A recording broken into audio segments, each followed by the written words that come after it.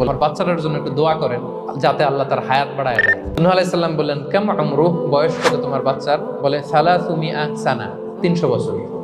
কোলের বাচ্চার বয়স কত? অনেক হায়াত পেত তো উনি বলতেছে তুমি 300 বছর তোমার বাচ্চার হায়াত, মানে এখন বয়স, তুমি আরো হায়াতের দোয়া চাইতেছো। তুমি কি জানো আখিরি জামানায় এমন এক জাতি আসবে যারা 60 থেকে 70-এর মধ্যে সব মরে শেষ। 300 বছর তোমার ছেলের বয়স, তুমি লম্বা হায়াতের দোয়া করো, তুমি কি জানো শেষ জামানায় এরা 60-70-এর মধ্যে সব মরেই যাবে? এই মহিলা তো অবাক, তাই নাকি 70-এ মরে যাবে? এই কথা শুনে মহিলা বলতেছে আইয়াবনুন আল বুয়ুত, আচ্ছা নবী আল্লাহ নূহ 70 বয়সে যেহেতু মরে যাবে, তারা কি আর দুনিয়াতে ঘর বাড়ি বানাবে? কারণ মহিলার ধারণা 70 বছর যেহেতু হায়াত, ঘরের তো আর প্রশ্নই আসে না, এটা তো এমনি সেমনি কাটায় চলে যাবে। আজকে যদি আয়না দেখাইতে পারতাম ওই বুড়ি রে, আমি তো স্কাই ট্রি এর উপরে উঠছি তো, আপনাদের সর্বোচ্চ টাওয়ার, ওই বুড়িরে যদি ওইটার উপরে উঠে দেখাইতে পারতাম, দেখো